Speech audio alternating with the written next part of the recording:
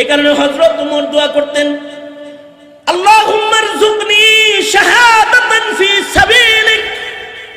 ওগো আল্লাহ, তুমি আমাকে শাহাদাতের রিজিক দান করো। ওগো আল্লাহ, তুমি আমাকে শাহাদাতের মওত দান করো। মরণ তো হইবই, শহীদি মরণ মরে দাও। ওগো আল্লাহ, তুমি আমাকে ওয়াজআল মাউতি ফি বালাদি রাসূলিক, তোমার রাসূলের শহরে আমার মরণ দাও। যে শহরে মুহাম্মদুর রাসূলুল্লাহ ঘুমায় রইছেন, ওই শহরে মরণ দাও। আল্লাহর কাছে মরণের সময়টাও ভালো চাওয়া। আল্লাহ, তুমি আমাকে ভালো সময় মরণ দিও, যে সময় মরলে পরে জান্নাত পাওয়া যায়। এই কারণে আল্লাহর রাসূল এই দোয়াও শিখাইছে, আল্লাহুম্মা আহইনি, আল্লাহুম্মা আহইনি মা আলিমতাল হায়াতা খায়রান লি ওয়া তাওয়াফানি ইদা আলিমতাল ওয়াফাতা খায়রান লি। এই দোয়া যে জেলখানায় কতবার আল্লাহ আমারে পড়াইছে। যখন অসুস্থ বদনে বিনা ঘুমে বসে থাকতো, ঘুম নাই, হাত দিয়ে পিক করতেছে, মনে হইতো যে না যে শ্বাস বের হয়ে যায় যায় বাপ, তখন আল্লাহর কাছে বলতাম নবীর এই দোয়া, ওগো আল্লাহ, যেখানে মরলে আমি মাগফিরাত পাই তোমার কাছ থেকে, যে জায়গায় মারা গেলে পরে তোমার মাগফিরাত পাওয়া যায়, ওই জায়গায় আমার মরণটা দিও। আল্লাহ, যে কয়দিন বাঁচা থাকলে আমার জন্য ভালো, ওই কয়দিন আমারে বাঁচায় রাখো। যেদিন মারা গেলে আমার জন্য ভালো, ওই দিন আমাকে তুমি ওই সময় মরণ দান করো। আল্লাহুম্মা আহইনি, আল্লাহুম্মা আহইনি মা আলিমতাল হায়াতা খায়রান লি। এই 100 বছরের হায়াত চাইলাম, কিন্তু ওই হায়াত তোমার খায়ের না। তাহলে যে হায়াত খায়ের না, ওই হায়াত তোমার লাগবে না, নেক হায়াত লাগবে, নেক হায়াত। আল্লাহুম্মা আহইনি মা আলিমতাল হায়াতা খায়রান লি ওয়া তাওয়াফানি ইদা আলিমতাল ওয়াফাতা খায়রান লি। ওগো আল্লাহ, যেই সময় মইরা গেলে তোমার মাগফিরাত পাওন যায়, যেই সময় মইরা গেলে তোমার জান্নাতে ঢুকুন যায়, যে সময় মইরা গেলে তোমার মুনতাখাবিন বান্দার ভেতরে গণ্য হন যায়, যে সময় মারা গেলে পরে শহীদের মর্যাদা পাওয়া যায়। ওগো আল্লাহ, ওই রকম একটা মরণ তুমি আমাকে দিও। এটা আল্লাহর কাছে চাওয়া, আল্লাহর কাছে বলা, আল্লাহ মরণটা যেন ভালো হালতে ভালো সময়ে যেন আমার হয়ে যায়। মরণ রিলেটেড এই চিন্তাধারা, এগুলো যতক্ষণ মানুষের ভেতরে বাকি থাকে, ততক্ষণ পর্যন্ত এই মানুষটার তাকওয়া নষ্ট হয় না। এই মানুষটাকে দিয়ে তখন গুনাহ করানো যায় না, পাপ করানো যায় না। ইবাদতের রং তাকে আটকায় রাখে, ঘিরা রাখে তাকে মরণের ফিকির। এ কারণে আল্লাহর রাসূল সাল্লাল্লাহু আলাইহি সাল্লাম বলেন, বেশি বেশি মওতের স্মরণ করো। আল্লাহর রাসূল বলেন, মৃত্যুর স্মরণটাই তোমাদের জন্য যথেষ্ট হিদায়াত। মৃত্যুর স্মরণ করবা, এটা তোমার বড় হিদায়াত। হাকিমুল উম্মত থানবী রাহমাতুল্লাহ আলাইহি ওনার মাওয়াইজের ভিতরে বলছেন, শরীয়তে ইসলামে যে কিছু কাজ আছে, এই কাজগুলা কিসের জন্য ইবাদত বানাইছে আল্লাহ? ইয়াদে মওতের জন্য এগুলোকে ইবাদত বানায় দিয়েছে। জানাজা পড়া ইবাদত। যদি মাইয়েতের জানাজা পড়ে, তাহলে 1 উহুদ পাহাড় পরিমাণ সওয়াব জমা হয়। আল্লাহর রাসূল বলেন, যে কোনো ভাইয়ের জানাজায় অংশ নিল, তার জন্য 1টি রাত। আর যে দাফনে অংশগ্রহণ করলো, 1 মুঠ মাটি বাইরে দিল কবরে, লাশের সাথে সাথে হাইটটা গেল, তার জন্য 2 কিরাত। সাহাবীরা বলে, মাল কিরা ইয়া রাসূলুল্লাহ, ওগো আল্লাহর নবী, কিরাত সওয়াব কাকে বলা হয়? আল্লাহর নবী উহুদ পাহাড় দেখায় বলে, এই উহুদ পাহাড় যত বড়, 1 কিরাত সওয়াব অত বড়। এই উহুদ পাহাড় যত বড়, 1 কিরাত সওয়াব তত বড়।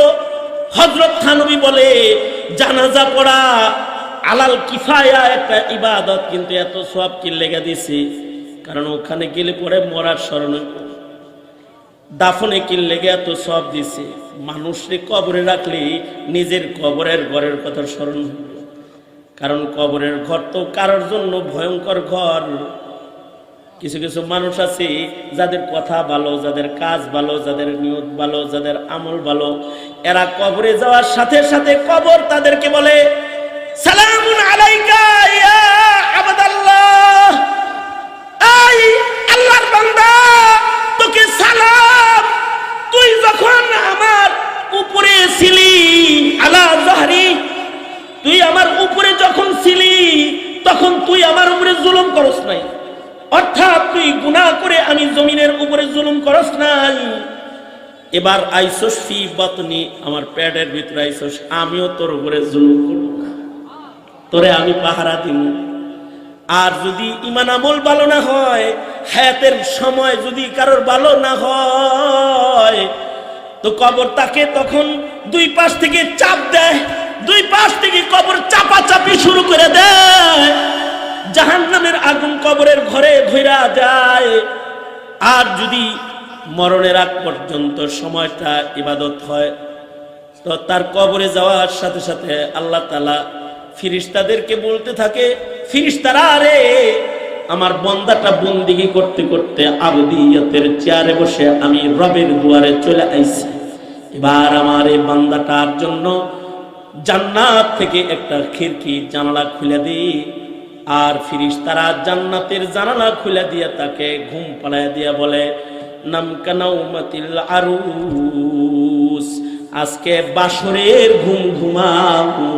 বিয়ের রাত্রিতে যেমন স্বামী স্ত্রীকে বাসর ঘরে কেউ ডিস্টার্ব করে না, তুমিও এ কবরে বাসরের ঘুম ঘুমাও। ইসরাফিলের বাঁশি বাজার আগ পর্যন্ত তোমাকে কেউ আর ডাক দিবে না।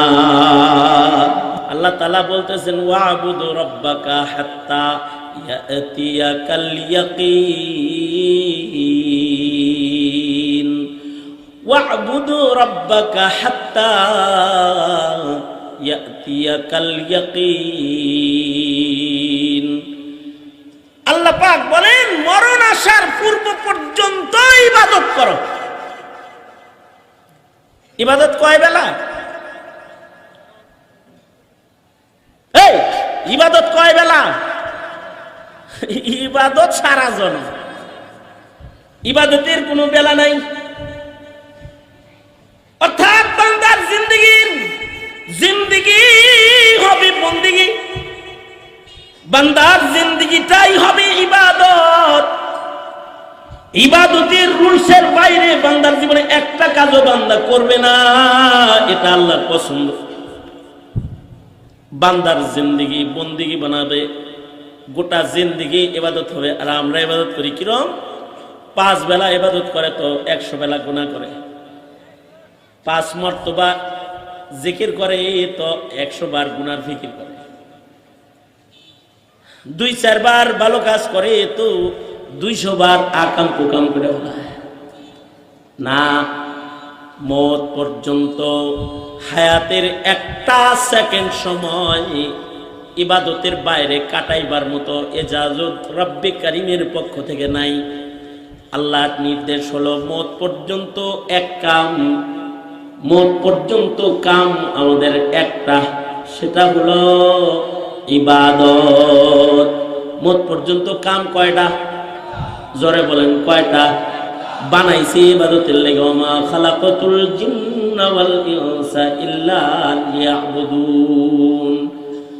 তবে দুনিয়ার অন্যান্য জরুরত যেন ইবাদতে ঢুকাইতে পারি, এ কারণে মুআল্লিম পাঠাইছে, যেই মুআল্লিমে হাগামুতাকেও ইবাদত বানানো শিখাইছে, মানে পেশাব পায়খানাকেও ইবাদত বানানোর স্টাইল শিখাইছে। বান্দার জিন্দেগি পুরাটাই হবে আল্লাহর গোলামি ইবাদত, কারণ বান্দার শান আবদিয়ত, এটা হলো বান্দার আসল শান। বান্দার আসল মাকাম হলো আবদিয়ত, মাকামে আবদিয়ত। এটা হলো আপনার আমার শান। আল্লাহর শান রুবুবিয়ত, আর আমাদের শান আবদিয়ত। শুধু আমাদের শান আবদিয়ত তা না, নবীদেও আবদিয়তের মাকামে যাইতে হইছে। নবীদের অনেক শান ছিল, কিন্তু নবীদের আসল শান হলো নবীরা আব্দ বান্দা, নবীরা ইবাদতকারী, নবীরা কিকারী। এটা হলো নবীদের আসল পরিচয়। যেমন আপনার আমার নবীর অনেক পরিচয় আছে, আপনার আমার নবীর কিছু পরিচয়। আপনার আমার নবীর একটা পরিচয়, নবী রাহমাতুল লিল আলামিন, এটা নবীর পরিচয়। ওমা আরসালনাকা ইল্লা রাহমাতাল লিল আলামিন, এটা মুহাম্মদুর রাসূলুল্লাহ সাল্লাল্লাহু আলাইহি ওয়াসাল্লামের একটা পরিচয়, নবী রাহমাতুল লিল আলামিন। जहां तक है रुबूबियत खुदा की वहां तक है नबूवत मुस्तफा की। আল্লাহ তাআলা রব্বুল আলামিন, আর আমার নবী হলো রহমাতুল লিল আলামিন। ওমা আরসালনাকা ইল্লা রাহমাতাল লিল আলামিন, এটা আমার নবীর একটা পরিচয়। আমার নবীর একটা পরিচয় নবী বাশীর, আমার নবীর একটা পরিচয় আমার নবী নাযীর। আমার নবীর একটা পরিচয়, আমার নবী খাতামুন নবিয়্যিন, আমার নবী শেষ নবী, নবীর পরে নবী নাই, আর কোন নবী নাই, খাতামুন নবিয়্যিন।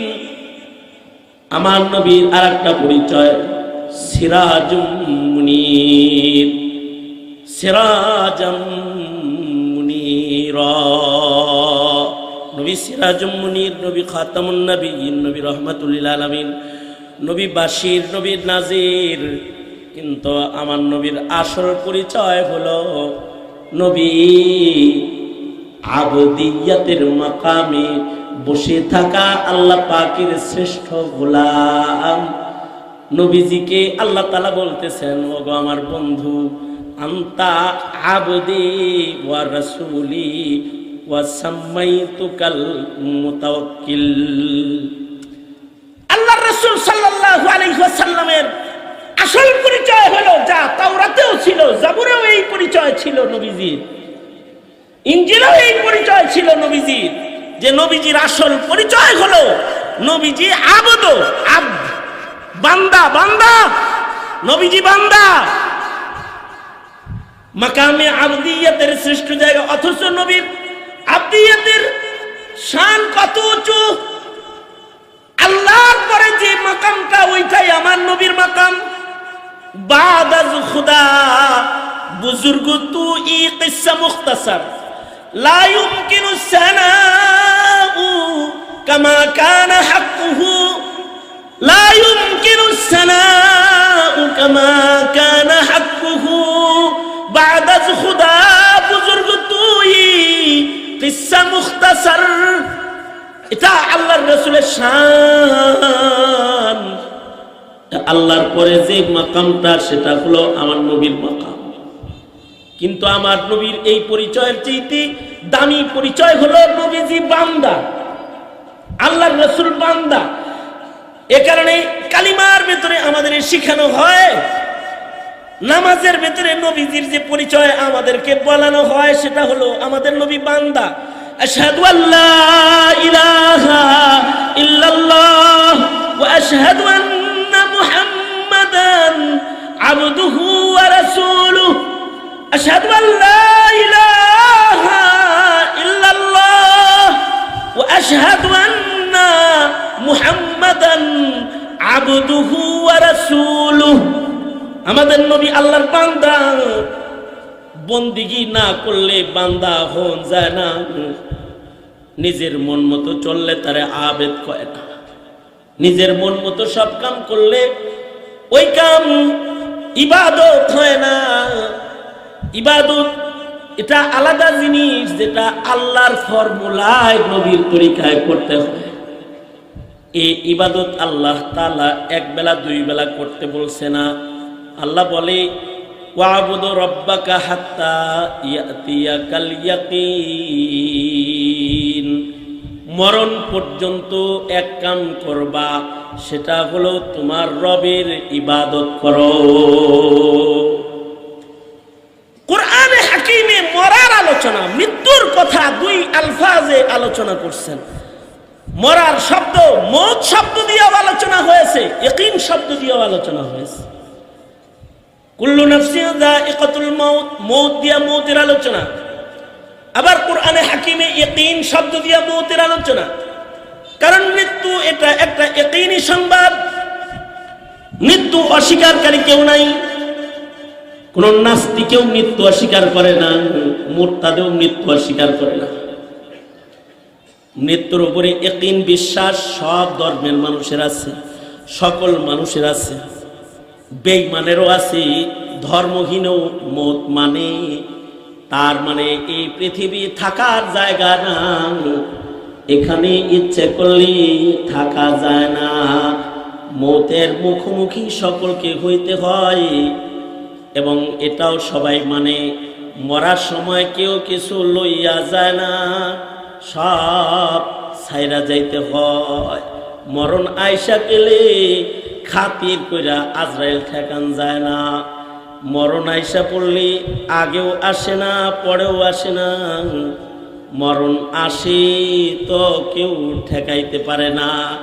কখন মরণ আসবে কেউ জানে না, একজন জানে, তিনি কে? মরণ সম্পর্কিত যত বিষয় আছে সব ইয়াকিনী বিষয়, ইয়াকিনী বিষয়। কার মরণ কখন হবে এটা একমাত্র আল্লাহ জানেন।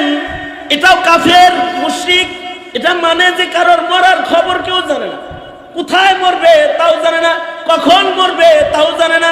নিশ্চিত মরবে কিন্তু কখন মারা যাবে এটা জানে না। এই খবরটাকে যে আল্লাহ গোপন করে রাখলো, এমনি গোপন করে রাখে নাই। তার মানে হলো তুই কিন্তু জানোস না তুই কখন মরবি। সারা রাত খেলা দেখিস না, মরে যেতে পারোস এখন। তুই কিন্তু কখন মরবি তুই জানোস না, তুই গান শুনিস না, এখন মরতে পারোস। তুই যেহেতু মরে যাবি তুই জানোস না কখন মরবি। নর্তকী নাচ দেখতে যাস না, মরে যেতে পারোস। তুই কিন্তু কখন মরবি তুই জানোস না। সিনেমা হলে যায় ঢুকে বসিস না, মরে যেতে পারোস। তোর মরণটা কখন হবে তোর জানা নাই। এক সেকেন্ডের ভরসা নাই, এক সেকেন্ডের ভরসা নাই। তার মানে হায়াতের এক সেকেন্ড ইবাদতের বাইরে থাকার সুযোগ নাই। মরণ পর্যন্ত যে সময়টা আছে গোটা সময়টাই হবে বান্দার ইবাদত। এটা হলো আল্লাহ পাকের চাওয়া। যদি ইবাদতের হালতে কারোর মরণ না হয় তাহলে তার মরণ বড় ভয়ঙ্কর হয়। যদি ইবাদতের হালতে কারোর মৃত্যু না হয়, ভালো জায়গায় ভালো সময়ে ভালো কাজে যদি কারোর মরণ না হয় তাহলে তার মরণ বড় ভয়ঙ্কর হয়। আর যদি ভালো কাজে ভালো টাইমে ভালো জায়গায় কারোর মরণ হয় তাহলে তার মরণটা উত্তম মরণ হয়। কারণ মরণ যদি ইবাদতের ভিতরে হয় তার মরণ উত্তম মরণ হয়। কারণ মরণ যদি মসজিদের ভিতরে হয়, মদিনার ভিতরে হয়, তার মরণ উত্তম জায়গায় হয়। কারোর মরণ যদি রমজান মাসের ভিতরে হয় তো উত্তম জায়গায় মরণ হয়, উত্তম সময়ে মরণ হয়। কারোর মরণ যদি সোমবারে হয় তো নবীর মরণের রঙে তার মরণের রং হয়। কারোর মরণ যদি ইয়াউমুল জুমআয় হয় তাহলে মাগফিরাতের দিবসে তার মরণ হয়। কারোর মরণ যদি শাহাদাতের রঙে হয় তাহলে তার মরণটা উত্তম মরণ হয়। আর কারোর মরণ যদি মদের বোতল হাতে হয় নিকৃষ্ট মরণ হয়। জেনার হালতে ব্যভিচারের হালতে হয়, বেপরদা দাইয়ুসের হালতে হয়, নিকৃষ্ট হালতে মরণ হয়। আল্লাহ এটা চায় না যে বান্দা ইবাদতের বাইরে মরুক। ওয়াবুদু রাব্বাকা হাত্তা ইয়াতিয়াকাল ইয়াকিন। এই ভালো মরণও চাইতে হয় আল্লাহর কাছে, ভালো মৃত্যু চাইতে হয়, ভালো জায়গার মরণ চাইতে হয়, ভালো কাজের মরণ চাইতে হয় আল্লাহর কাছে। ভালো জায়গায় মরার চেষ্টা করতে হয়, ভালো জায়গায় মরার চেষ্টা করতে হয়। এ কারণে কখনো কখনো খানকা মাদ্রাসা, মাদ্রাসা খানকা, মসজিদ মাদ্রাসা ঘর, মসজিদ মাদ্রাসা ঘর, দ্বীনি ফিকির এর ভেতরেই ঘোরাফেরা করে। ভালো জায়গায় মরতে চায়। আমাদের আকাবির হযরতগণ মৃত্যুর আগে যাদেরকে হসপিটালে নিয়ে ভর্তি করছে, তো মরার আগ দিয়ে বলছে আমারে এখান থেকে একটু বাইর করো, আমাকে একটু মসজিদের ভেতরে ঢুকাও, আমাকে একটু মাদ্রাসায় নিয়ে যাও, আমি মাদ্রাসায় মরবার চাই বলেছে। আমার মরণটা মাদ্রাসায় হোক, হাসপাতাল থেকে আমার লয়ে যাও। নূর হোসেন কাসেমি রহমাতুল্লাহ আলাইহি মরার আগে নিজের সন্তানের হাত ধরে বলছে আমারে হাসপাতালে নিস না, মাদ্রাসায় রাখ, আমি আমার জিন্দগির শেষ নিঃশ্বাসটা মাদ্রাসার ভিতরে মরবার চাই। শাইখুল ইসলাম আল্লামা আহমদ শফি রহমাতুল্লাহ আলাইহি, আমি নিজে আসগর আলীতে দেখতে গেছি, ঈদের দিন দেখতে গেছি আসগর আলীতে। তা আমি যাওয়ার পরে আমারে বলতেছি এই যে ওরা আমার এখানে রাখছি, ওখানে কও আমি মাদ্রাসায় যাইবি, আমি মাদ্রাসায় গেলে আমি সুস্থ হয়ে যাব, যদি মরতে হয় তো মাদ্রাসার ভেতরে মরবো, তলবে ইলমদের আঙিনার ভেতরে যায় মারা যাব, ভালো জায়গায় মরতে চাই। এ কারণে ইমাম মালিক রহমাতুল্লাহ আলাইহি জিন্দেগীর শেষ ভাগে মদিনার বাইরে যায় নাই, মদিনায় মরবার চায়। কারণ হলো মদিনার মাটিতে যদি মরণ হয় তাহলে উত্তম মাটিতে মরণ হবে, আর উত্তম মাটিতে মরতে পারলেই হয়তো মরার পরে উত্তম জায়গা পাওয়া যাবে। কারণ মদিনার মাটিটা জান্নাতের মাটির সাথে লেগে রয়েছে। মুতাকাল্লিমিনরা বলে এই জান্নাতের মাটি এই মদিনার মাটির সাথে জান্নাতের মাটি লাগা আছে। যেই মাটিটা মদিনার জান্নাতের মাটির সাথে লেগে রয়েছে, এটাকে আল্লাহ তাআলা সাধারণ জায়গায় রাখবে না। রওজাতুম মিন রিয়াজিল জান্নার মাটি কি মদিনার মাটিকে আল্লাহ তাআলা আল্লাহর জান্নাতের কার্পেট বানায় বিছায়া দিবে। জান্নাতের ভিতরে এই মাটির কার্পেট বানাইবো আল্লাহ। এই কারণে হযরত ওমর দোয়া করতেন, আল্লাহুম্মা রযুকনি শাহাদাতান ফি সাবিলিক। ওগো আল্লাহ, তুমি আমাকে শাহাদাতের রিজিক দান করো।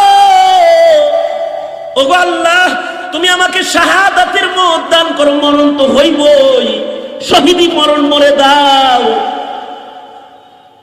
ওগো আল্লাহ, তুমি আমাকে ওয়াজআল মাউতি ফি বালাদি রাসূলিক, তোমার রাসূলের শহরে আমার মরণ দাও, যে শহরে মুহাম্মদুর রাসূলুল্লাহ ঘুমায় রয়েছেন ওই শহরে মরণ দাও।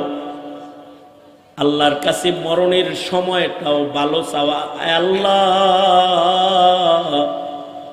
তুমি আমাকে ভালো সময় মরণ দিও, যে সময় মরলে পরে জান্নাত পাওয়া যায়।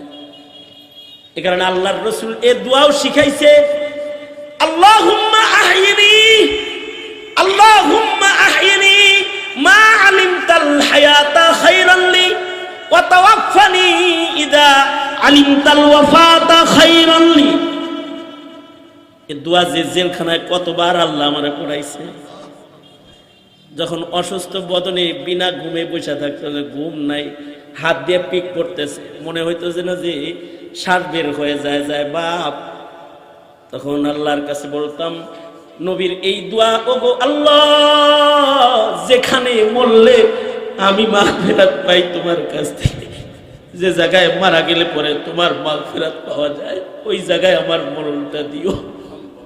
আল্লাহ, যে কয়দিন বাঁচা থাকলে আমার জন্য ভালো, ওই কয়দিন আমারে বাঁচায় রাখো। যেদিন মারা গেলে আমার জন্য ভালো, ওই দিন আমাকে তুমি ওই সময় মরণ দান করো। আল্লাহুম্মা আহইনি, আল্লাহুম্মা আহইনি মা আলিমতাল হায়াতা খায়রান লি। এই 100 বছরের হায়াত চাইলাম, কিন্তু ওই হায়াত তোমার খায়ের না। তাহলে যে হায়াত খায়ের না, ওই হায়াত তোমার লাগবে না, নেক হায়াত লাগবে, নেক হায়াত। আল্লাহুম্মা আহইনি মা আলিমতাল হায়াতা খায়রান লি ওয়া তাওয়াফফানি ইদা আলিমতাল ওয়াফাতা খায়রান লি। ওগো আল্লাহ, যেই সময় মইরা গেলে তোমার মাগফিরাত পাওয়া যায়, যেই সময় মইরা গেলে তোমার জান্নাতে ঢুকুন যায়, যে সময় মইরা গেলে তোমার মুনতাখাবিন বান্দার ভেতরে গণ্য হন যায়, যে সময় মারা গেলে পরে শহীদের মর্যাদা পাওয়া যায়, ওগো আল্লাহ ওই রকম একটা মরণ তুমি আমাকে দিও, এটা আল্লাহর কাছে চাওয়া, আল্লাহর কাছে বলা, আল্লাহ মরণটা যেন ভালো হালতে ভালো সময়ে যেন আমার হয়ে যায়। মরণ রিলেটেড এই চিন্তাধারা এগুলো যতক্ষণ মানুষের ভেতরে বাকি থাকে ততক্ষণ পর্যন্ত এই মানুষটার তাকওয়া নষ্ট হয় না। এই মানুষটাকে দিয়ে তখন গুনাহ করানো যায় না, পাপ করানো যায় না, ইবাদতের রং তাকে আটকায় রাখে, ঘিরা রাখে তাকে মরণের ফিকির। এ কারণে আল্লাহর রাসূল সাল্লাল্লাহু আলাইহি সাল্লাম বলেছেন বেশি বেশি মওতের স্মরণ করো। আল্লাহর রাসূল বলেন মৃত্যুর স্মরণটাই তোমাদের জন্য যথেষ্ট হিদায়াত। মৃত্যুর স্মরণ করবা, এটা তোমার বড় হিদায়াত। হাকিমুল উম্মত থানবী রাহমাতুল্লাহ আলাইহি ওনার মাওয়াইজের ভিতরে বলছেন শরীয়তে ইসলামে যে কিছু কাজ আছে এই কাজগুলা কিসের জন্য ইবাদত বানাইছে আল্লাহ? ইয়াদে মওতের জন্য এগুলোকে ইবাদত বানায় দিয়েছে। জানাজা পড়া ইবাদত, যদি মাইয়েতের জানাজা পড়ে তাহলে এক উহুদ পাহাড় পরিমাণ সওয়াব জমা হয়। আল্লাহর রাসূল বলেন যে কোনো ভাইয়ের জানাজায় অংশ নিল তার জন্য একটি রাত, আর যে দাফনে অংশগ্রহণ করলো এক মুঠ মাটি বাইরে দিল কবরে, লাশের সাথে সাথে হাইটটা গেল, তার জন্য 2 কিরাত। সাহাবীরা বলে মাল কিরা ইয়া রাসূলুল্লাহ, ওগো আল্লাহর নবী কিরাত সওয়াব কাকে বলা হয়? আল্লাহর নবী উহুদ পাহাড় দেখায় বলে এই উহুদ পাহাড় যত বড় এক কিরাত সওয়াব তত বড়।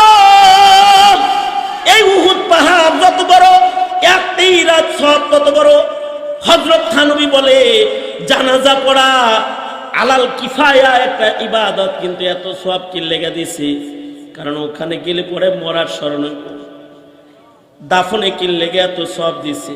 মানুষকে কবরে রাখলে নিজের কবরের ঘরের কথা স্মরণ হইল, কারণ কবরের ঘর তো কারোর জন্য ভয়ঙ্কর ঘর। কিছু কিছু মানুষ আছে যাদের কথা ভালো, যাদের কাজ ভালো, যাদের নিয়ত ভালো, যাদের আমল ভালো, এরা কবরে যাওয়ার সাথে সাথে কবর তাদেরকে বলে সালামুন আলাইকা ইয়া আবদাল্লাহ, এই আল্লাহর বান্দা তোকে সালাম, তুই যখন আমার উপরে ছিলি আলা যাহরি, তুই আমার উপরে যখন ছিলি তখন তুই আমার উপরে জুলুম করস নাই, অর্থাৎ তুই গুনাহ করে আমি জমিনের উপরে জুলুম করস নাই। এবার আইসোস ফি বাতনি, আমার পেটের ভিতরে আইসোস, আমিও তোর উপরে জুলুম করব না, তোরে আমি পাহারা দিব। আর যদি ঈমান আমল ভালো না হয়, হায়াতের সময় যদি কারোর ভালো না হয়, তো কবর তাকে তখন 2 পাশ থেকে চাপ দেয়, 2 পাশ থেকে কবর চাপাচাপি শুরু করে দেয়, জাহান্নামের আগুন কবরের ঘরে ধইরা যায়।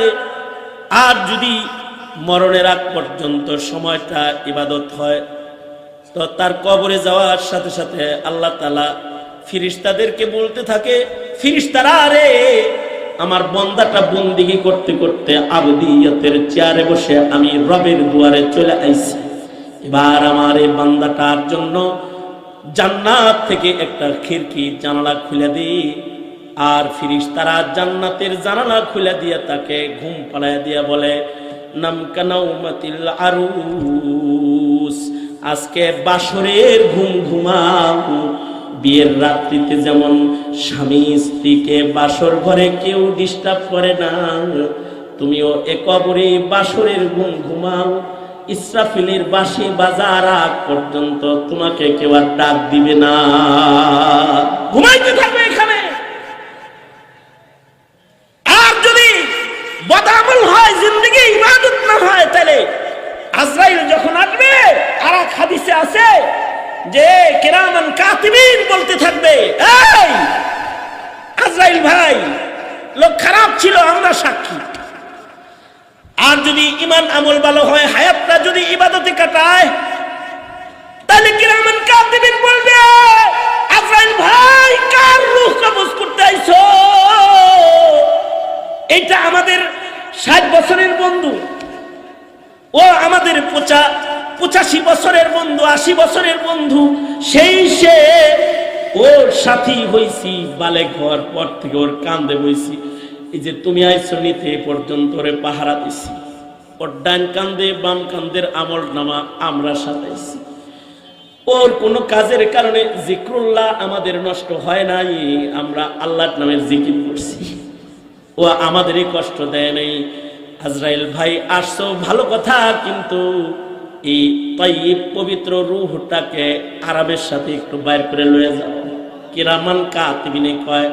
তো আজরাইল তখন এই রূহের ভিতরে হাত পর্যন্ত লাগায় না, রূহকে ডাক দিতে থাকে আর বলতে থাকে, ইয়া রূহুত তাইয়্যিব, এই পবিত্র আত্মা যেটা এই খাঁচার ভিতরে আসছ, বাইরে আয়, আল্লাহর কাছে লয়ে যাও, তোরে জান্নাতের ভিতরে লয়ে যাও, বাইরে হয়ে আয়। এমন ঘুম তখন মৃত্যুর সময় ঘুমায়।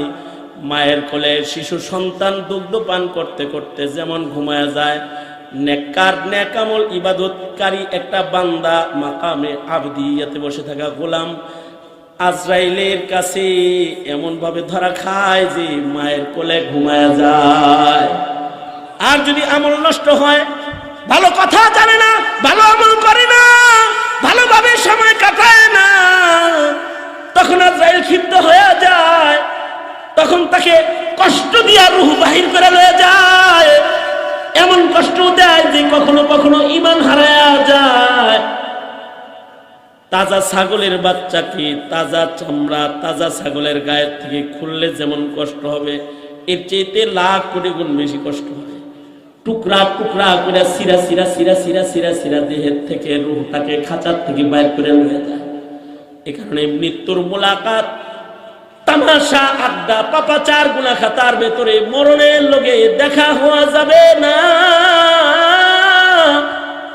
ইবাদতের ভিতরে মৃত্যুর মুখোমুখি হওয়া চাই। আল্লাহ তাআলা ওই কথাটাই বলতেছেন, ওয়াবুদু রাব্বাকা হাত্তা ইয়াতিয়াকাল ইয়াকিন, নিশ্চিত মৃত্যু তোমার কাছে আসা পর্যন্ত তোমরা ইবাদত করো আল্লাহ। মুহতারাম হাজিরিন, আল্লাহর গোলামিতে সময় কাটাবো ইনশাআল্লাহ। তৈয়ার আছি না ইনশাআল্লাহ? হাত তোলেন, বলেন ইয়া আল্লাহ, ওয়াদা করিতেছি আর নামাজ কাজা করব না। ইয়া আল্লাহ, ওয়াদা করিতেছি মিথ্যা বলিব না, গীবত করিব না, চগলখুরি করিব না। ইয়া আল্লাহ, জুলুম করিব না, হারাম খাইব না। ইয়া আল্লাহ, আলেম ওলামাদের সাথে দুশমনি রাখবো না, মাদ্রাসার দুশমন হব না। ইয়া আল্লাহ, কবুল করো। বলেন চিল্লায় আমিন। হাত নামান, জোরে বলেন, জোরে বলেন, আওয়াজ করে বলেন আমিন। আলেমদের সাথে দোস্তি রাখো, মোহাব্বত রাখো, ভালোবাসা রাখো। মরার পরে কাম দিব। মাদ্রাসার সাথে ভালোবাসা মরার পরে কাজ দিবে। এই যে রফিকুল ইসলাম সাহেব মাদ্রাসা করছে, মরার পরে কাজ দিবে। মরে যাবে তো কবরে এই ইসালে সব কিয়ামত পর্যন্ত পৌঁছতে থাকবে। মানুষ মরে গেলে ইনকাম বন্ধ, সাদাকায়ে জারিয়ার ইনকাম কিয়ামত পর্যন্ত কবরে যাবে, আমল নামায় যাবে। এই মাদ্রাসায় বিশাল কমপ্লেক্স, এটা শুধুই মাত্র রফিকুল ইসলাম সাহেবের একার অবদান না, এই এলাকাবাসীর অবদান, এলাকার মানুষের ভালোবাসা। এটা এই মাদ্রাসার সাথে জড়িয়ে আছে নারী পুরুষ আবাল বৃদ্ধ বনিতার ভালোবাসা। হ্যাঁ, কেউ কোটি টাকা দিয়ে ভালোবাসা প্রকাশ করেছে, আর কেউ রিক্সা চালায় 10 টাকা দিয়ে ভালোবাসা প্রকাশ করেছে। কারণ 10 টাকার ভালোবাসা রফিকুল ইসলাম সাহেবের 5 কোটি 20 কোটির চাইতে বেশি দামি। সুতরাং এই মাদ্রাসা ওনার একার না, এই মাদ্রাসা আপনাদের সকলের। এই মাদ্রাসাকে দেখভাল করবেন ইনশাআল্লাহ। বলেন ইনশাআল্লাহ, বলেন তৈয়ার আছেন না ইনশাআল্লাহ? ছাত্রদেরকে পাগড়ি দেওয়া হবে, একটু রুমাল চালাই ভিতরে, নগদ যে যা লয়ে আইছেন এগুলো দিয়ে দিবেন। আর বেশি না, 10টা মানুষ চাই।